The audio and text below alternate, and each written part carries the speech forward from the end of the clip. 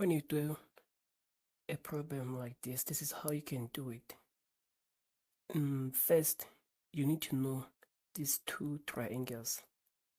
Then when you answer this is how you can do it. Sine 45, you're gonna check between these two triangles where 45 is. 45 is here. You can choose either this 45 or this 45. If you choose this 45, then since sine is opposite of divided by hypotenuse, then it's going to be 1 divided by root 2 multiplied by. Next is tan 60. There is 60. Tan is opposite over adjacent. Then opposite is square root of 3 divided by 1 squared divided by cos 45. You can choose this 45 or this 45. Here I choose this 45. Cos is adjacent divided by hypotenuse. Adjacent is 1 and hypotenuse is square root of 2 plus sine 30. There is 30. Sine is opposite divided by hypotenuse. And if this is sine 30, opposite will be this one.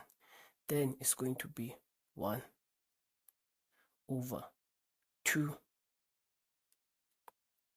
Then it's going to be 1 over square root of 2. Can multiply by root 2 over root 2. And here it's going to be squared since it's divided by 1. Same thing here. Multiply by root 2 plus half.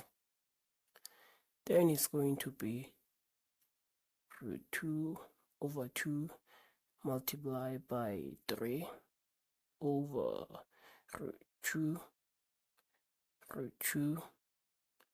plus 1 over 2.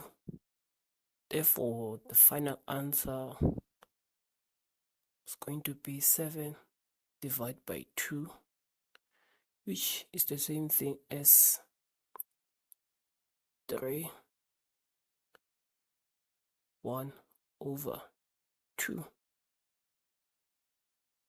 That's the answer.